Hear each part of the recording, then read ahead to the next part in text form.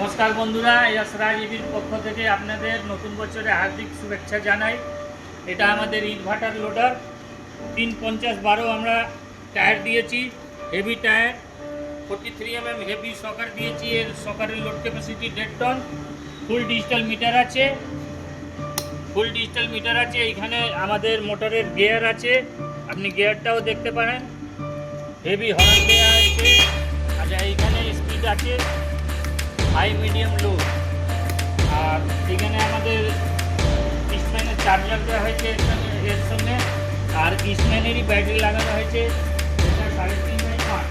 আপনার যদি প্রয়োজন থাকে ইনভার্টার জন্য লোডার নেওয়া, তাহলে একবার অবশ্যই আমাদের কোম্পানির সঙ্গে যোগাযোগ করুন।